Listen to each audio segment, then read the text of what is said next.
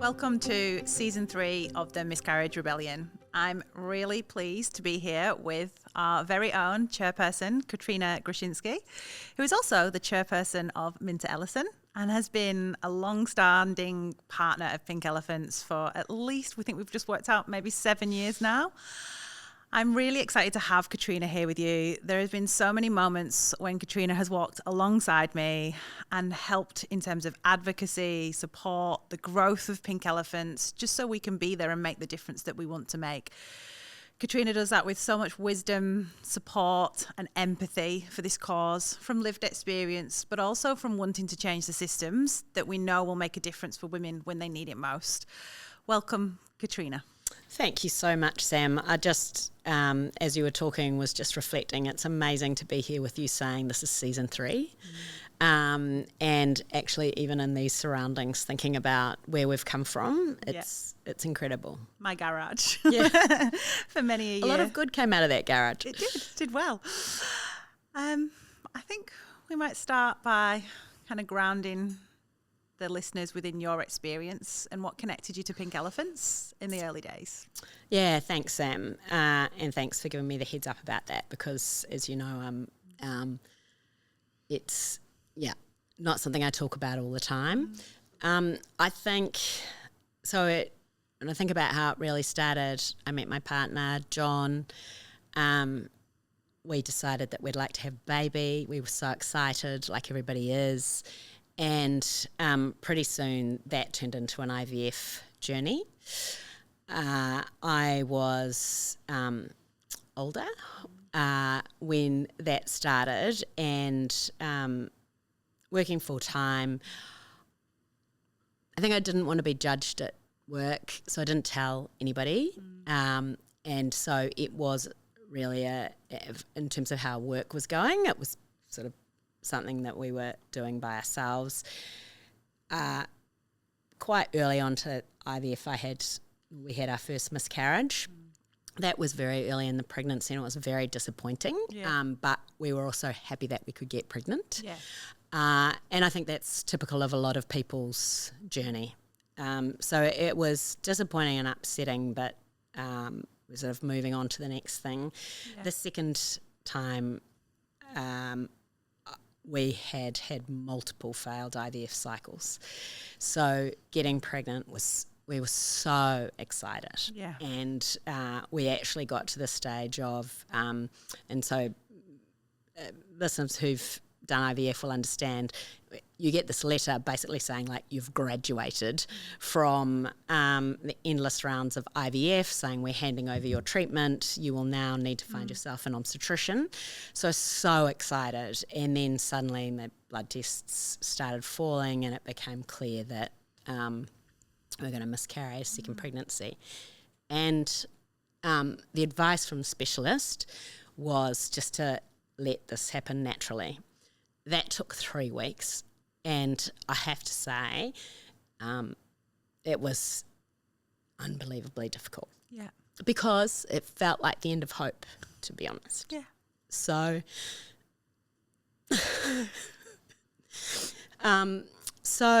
that was I think, and for me, I think the difference in the experiences between the first and the second miscarriage were really profound.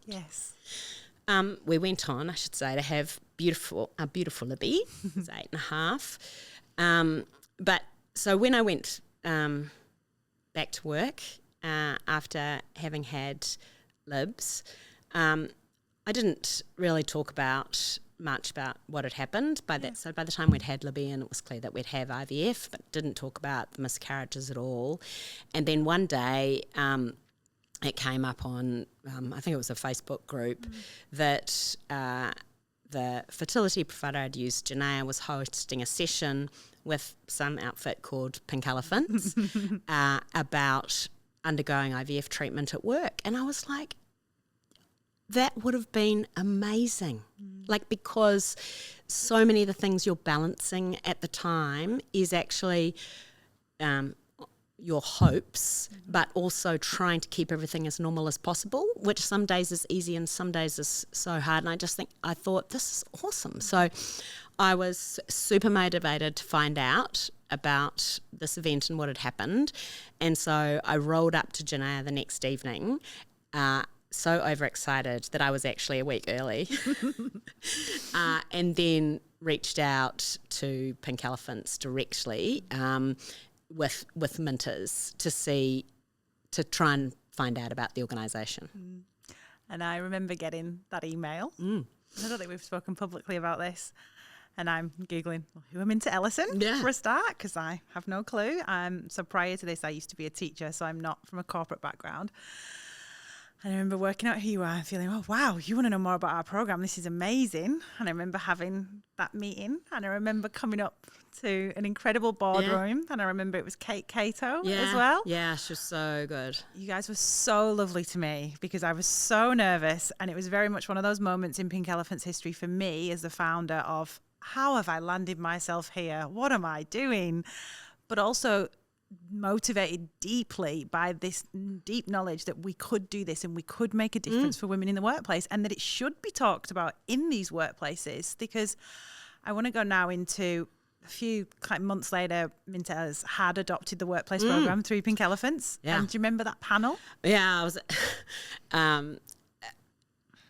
so I was actually, that was the first time that I'd really spoken at work publicly about it.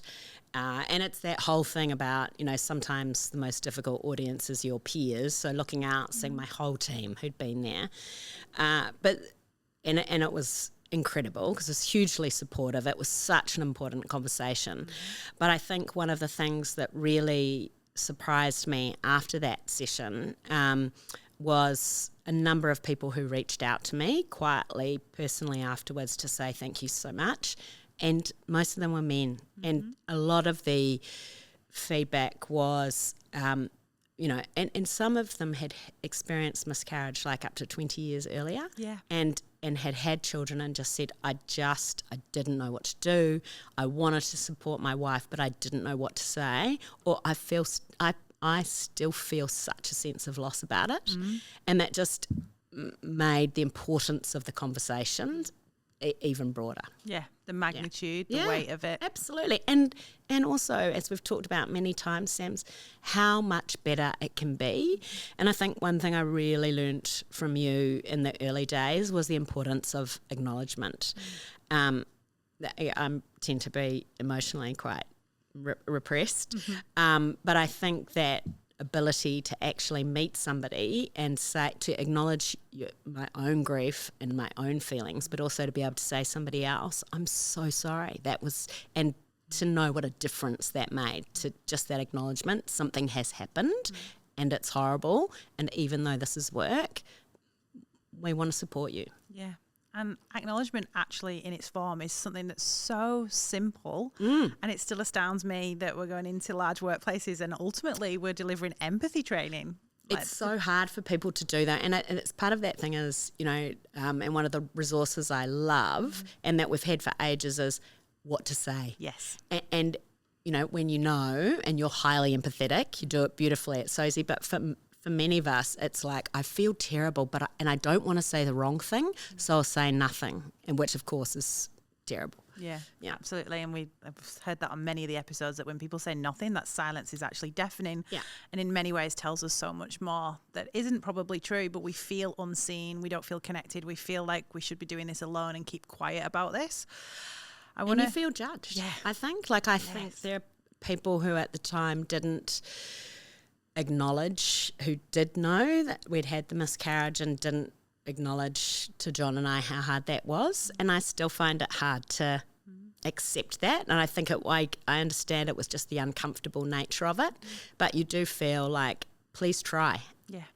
At least try. Please try. I want to move as well back to those early days. So I'd met you, we were in discussions around Minter's becoming a workplace partner of Pink Elephants. That was all happening. But I was also at that point moving the board away from being a board with our husbands on it, as that's how you start organisations. And then we were forming a real board, and I had a conversation with you, and I was like, I would love you to join our board. And I was very flattered, Sam.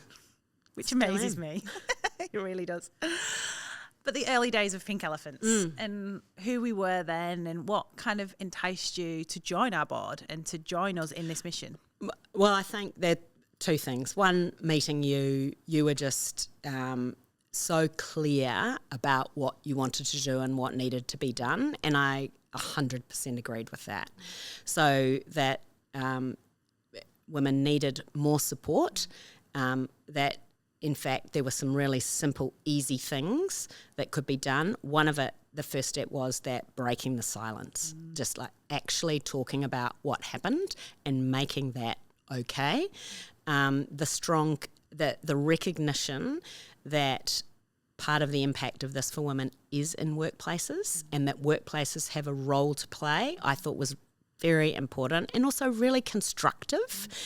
You know, that Pink Elephants always from the beginning was about what we can do to make things better. So it was about raising awareness, but also about what could be done. And then I think the third thing that just so aligned with me, particularly as a lawyer, was that it was always about evidence and support and empathy, and knowing that those two things went hand in hand. Because I think one of the things when you're trying to get pregnant is there's multiple sources of information, and when you have a loss, and it is data driven, as evidence based as you start at the beginning, you as hope fades or it's harder, you go further and further out to things that maybe aren't evidence based, and there's such a role for Pink Elephants as a trusted partner, and that's how I like to think we are.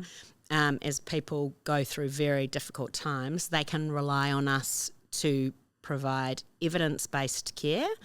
I mean, I think of, Sam, some of the live recordings we did during COVID about COVID vaccines and getting pregnant, and even things like, I can't remember how many times I Googled, is it safe to fly when you're pregnant or you're wanting to get pregnant, like a million times. So yeah, I think those were the things about Pink Elephants that made me want to be part. And that was really important to me from the beginning, that we took something that was shrouded in so many different like false narratives, and then also, in my opinion, there was a lot of, when I was walking this journey myself, a lot of people trying to sell me a magic pill that would fix this for me, and lots of different things. And as you said, I couldn't find the evidence, and I was someone that was driven that way as well. And I was like, no, I don't want to do that, but then the longer your journey goes on, the more you find yourself in places doing things that you absolutely, I think for Johnny, I pretty much ate green spinach for 3 months. I was going to say self-hypnosis. Yeah. Like,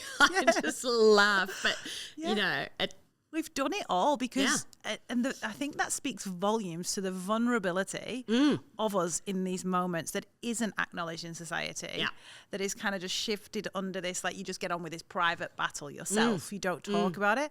And what happens in this privacy and in these shadows is then women are out doing all of these different things, and they're not actually being given the evidence and the truth around what will actually make a difference.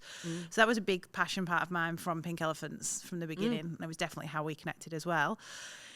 In terms of one of the biggest wins of Pink Elephants, Leave for Loss, and what we did there, I don't know whether you want to talk about things like when we had the meeting with the current Attorney General, Senator Cash, how that was. Yeah, no, like it's amazing to think of Leave for Loss, particularly because COVID was such a challenging time. I mean, one of the things I'm really proud of about Pink Elephants, and you should be very proud as the CEO, Sam, is how we kept the organisation going through COVID. And at one stage, remember, we actually made the really difficult decision as a board to kind of go into hibernation mode, which turned out to be absolutely the right decision, but was really, really hard at the time, trying to decide what services we would, cut back on, what was the core that we needed to preserve.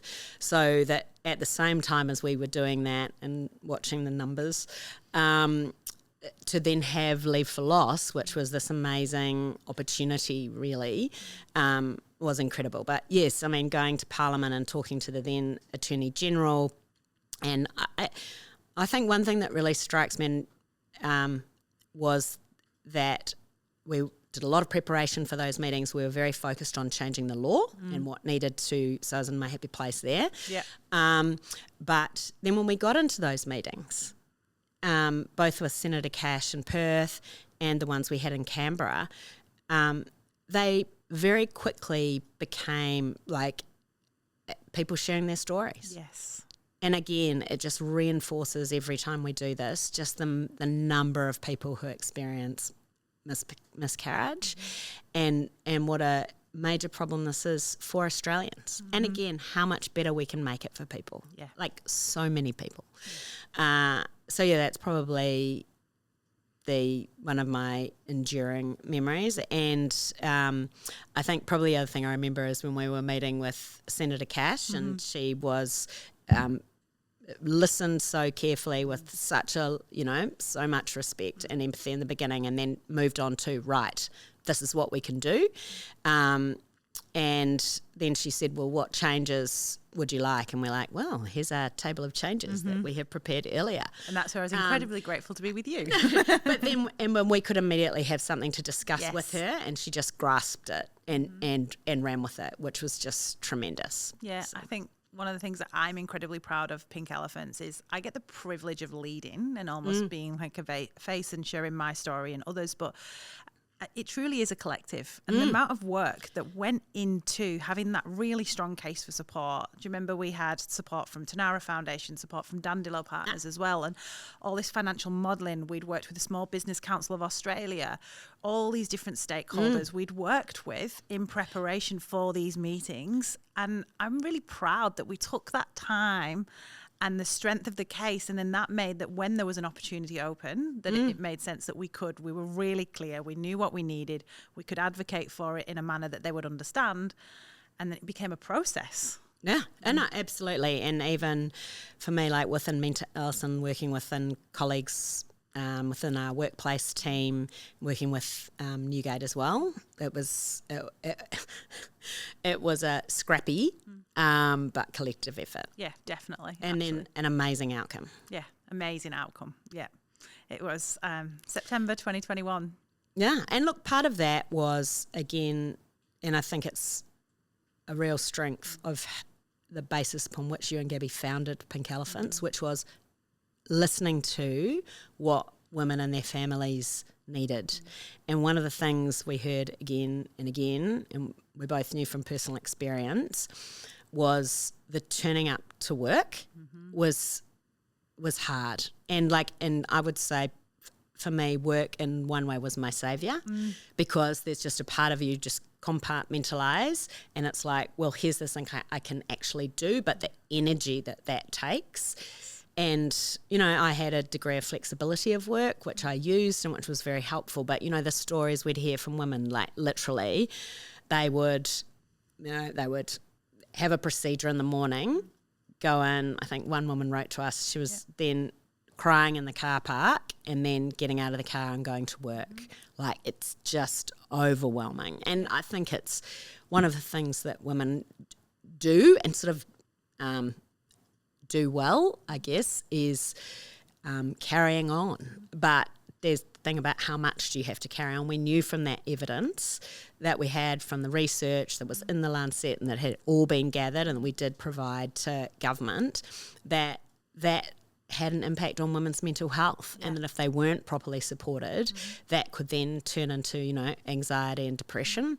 That's very challenging for those women and their families. That does then spill into their workplaces. Yep. And so everybody has a collective, a responsibility and an interest in making it better. Yeah. And just those 2 days of bereavement leave, the recognition, the space really helps. Yeah. And for me, the validation that it is bereavement, it's grief. It's okay to grieve the loss of your baby. Yeah. I think we touched on something really important, and then I don't want to gloss over it, and that is the strong link between the experience of miscarriage, early pregnancy loss, fertility challenges, and poor mental health outcomes. Yeah. Now, whilst I never want miscarriage framed as a mental health issue, because it shouldn't be, in my opinion, this is bereavement, but we are adding trauma with the systems not being set up to support women and their partners. And Leave for Loss was a massive win in that case, in terms of addressing a system and a policy that will hopefully provide more validation and empathy for women and the partners.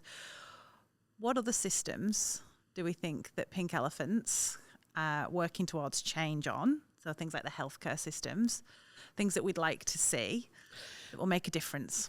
Yeah, I think what we politely call the referral pathway, which is that most women, when they have a miscarriage, will either receive some sort of contact or care from their GP or from a hospital emergency department, or there'll be a group of women who it's part of that is their fertility, part of their fertility specialist and nurses in treatment who are dealing with them. And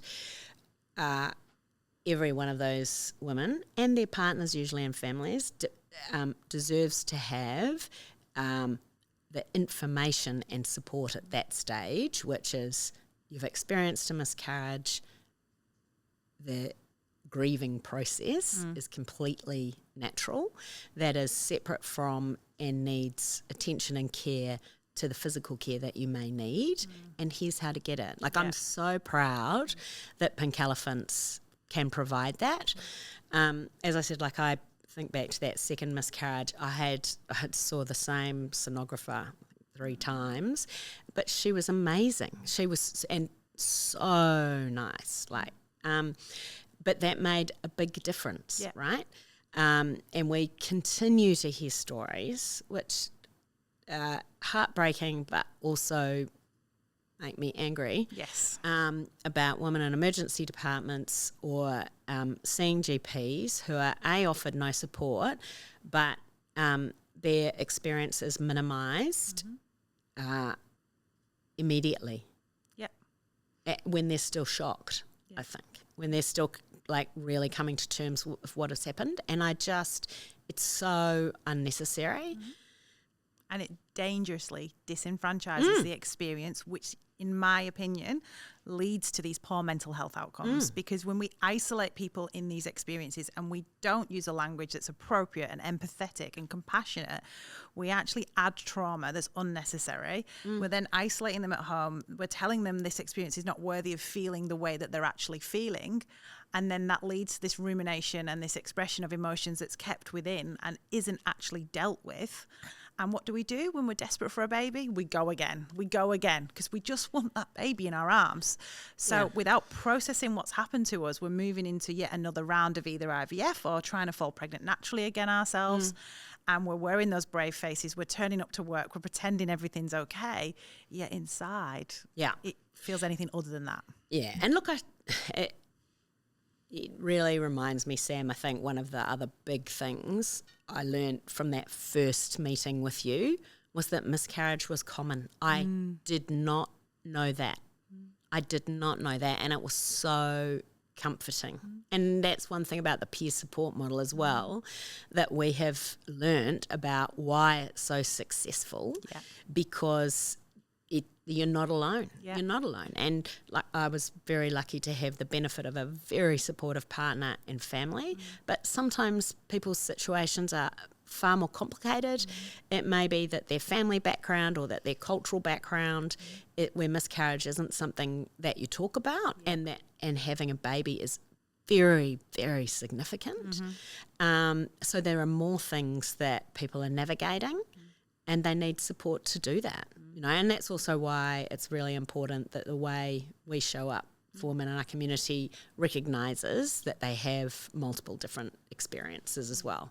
And I think that diversity of experience and that diversity of person is really important. And I know that at Pink Elephants, one of the things that I think we've grown up in, we've always underpinned with evidence and empathy, but now having these community reference groups that have representation from different types of people, from all walks of life, from all parts of Australia, from different cultural backgrounds, and hearing their experiences and making sure they not only feel seen in the content that we offer on our website and socials, but also that they feel like we understand the nuanced experience of their type of loss versus someone else. Yes, I mean, I think about the, we first started the circles of support and the difference in the circles of support where they were specifically for people who'd had a termination for medical reasons and the particular types of grief that came from that were different and that people in that experience needed much, different care. Yeah. And so it's one thing I'm just so passionate about us doing is continuing to advocate for the need to recognise that and also think about how best to support people. Yeah. And I think that's also where Pink Elephants becomes the early pregnancy loss specialist, or rather than becomes is, because we are taking the time to make sure that we are representing all types of pregnancy loss, and there isn't just this one umbrella miscarriage and they're all the same, because we know that's not true, right? I want to tackle a little bit more now, just kind of thinking about the growth of Pink Elephants that you've had the privilege of being part of, and where we're at now and what our hopes are for the future as well.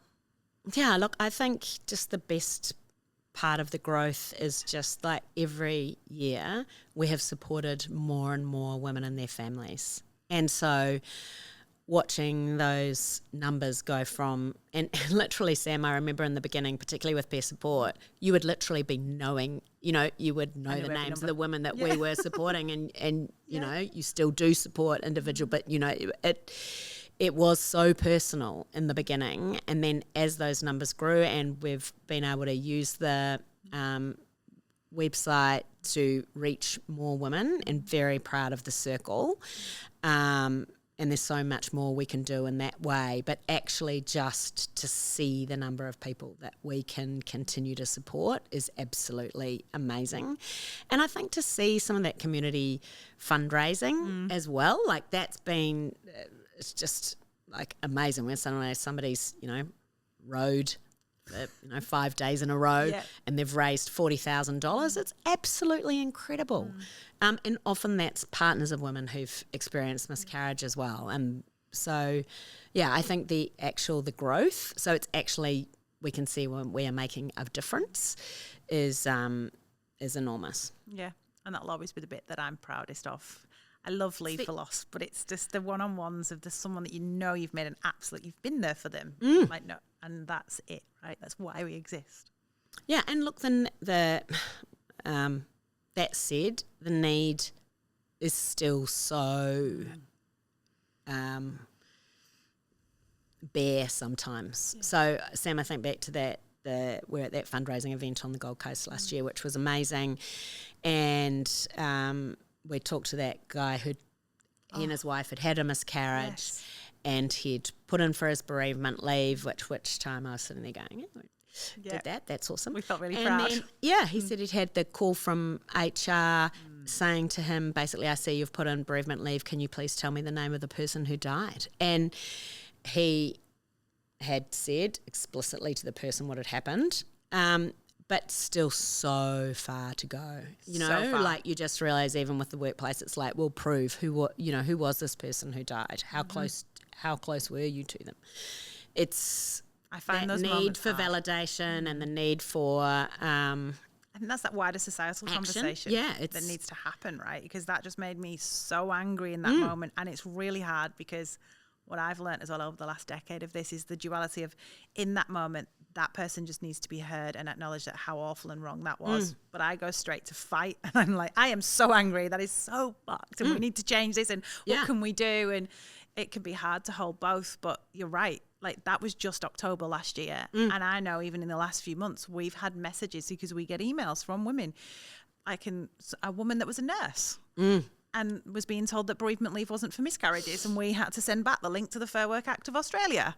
We're still having to do this work, literally, because there's still this misperception around miscarriage that it isn't really a baby yet, so therefore you're not entitled to bereavement leave. You are, and we know you are because of the work that we did, but I still think there is a lot a lot more awareness and advocacy around that will make some real change. And I think if I think back to one of the things that has changed, I think the breaking the silence has really been broken. And partly to a lot of the work that Pink Elephants has done in Australia, but internationally, that movement came at the same time. And I know Tommy's in the UK has done a huge amount of work. Mark Carney, the Prime Minister of Canada, has just published a autobiography and mentioned in that the impact that having a miscarriage had on him and his wife. So that breaking the silence piece has well and truly changed, and that gives me hope that change does happen, right? So that's step one. The step two is we talk about it and people can be met with empathy, so giving people the words. But step three, which is my hope for the future, but my demand of us, to be honest, as an organisation, I was going to say the governments is the wrong word, but it's really the community to clarify the expectations we have of the healthcare we want. And I think we have very positive engagement, Sam, with medical profession around and, sonographers and nurses and midwives about how these things can be better. But getting these referral pathways really clear. I don't think anyone should be leaving any healthcare setting without a referral for support, because you wear that white coat, whether it's actual white coat or not, but you're in that position of power as a healthcare professional. It takes less than 30 seconds to acknowledge their loss and ensure that they know where to go to for support. And the difference that makes, because it is a permission slip from someone in power telling you that this is an experience that is worthy of support. And absolutely, I know that for the next few years of Pink Elephants, one of the things that we're looking to tackle head on is these pathways and ensuring that no one leaves without a referral. Watch this space. I mean, I think also heartening workplaces at the same time as that breaking the silence has happened. I think workplaces have done an enormous amount. I mean, and it's one of those things where the private sector and the public sector as employers have kind of been in step together. So I remember in the New South Wales government, when I think Dominic Perrottet was the Premier, made that decision that they would give basically miscarriage leave for all their public sector employees. Yeah, they give 5 days. Yeah, which is incredible. And lots of private sector employees have actually reviewed their policies. A number of those are our workplace partners like Zip, etc. That makes a real difference. And it's sort of one step at a time. But like literally, Sam, if we have to go one workplace at a time through Australia, we will. And I know there's a real piece for us around small small businesses as well. Because I think often they feel that some of these issues are easier for larger organisations, so that's a priority for us as well, so that it's every workplace and understanding that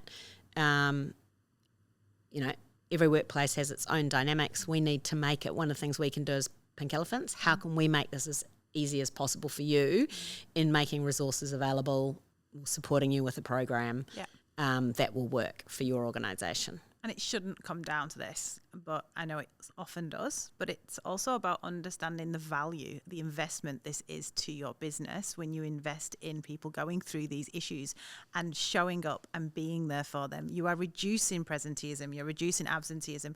I can't tell you collectively the number of women that I've spoken to that have chosen to step out of their careers when they're in the trenches of fertility because they just can't manage both. It is too much. They are not getting the support that they need. Whereas if with a little bit of flexibility and support in that workplace, that decision might be a completely different decision. So we're talking about women's workforce participation here as well.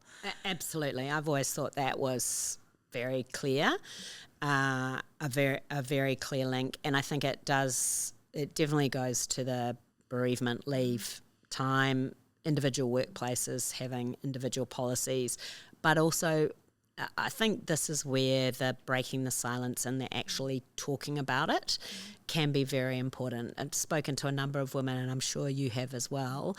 For some women, the 2 days or a small amount of time is enough. For others, for where they are in terms of trying to get pregnant, how they feel about the miscarriage, and it's not enough time. And I've spoken to people who've like taken 4 weeks and 6 weeks, and that's not needed by everyone. It's not available to everyone, but I thought it was fantastic that they had done that, and that part of that was being honest about being able to be honest about what had happened and how they felt about it. Yeah. Being able to have an employer that you can have a conversation with, that you can say, hey, this is something that's going on with me and I need this, this and that. And it being individual as well. There's an element of that.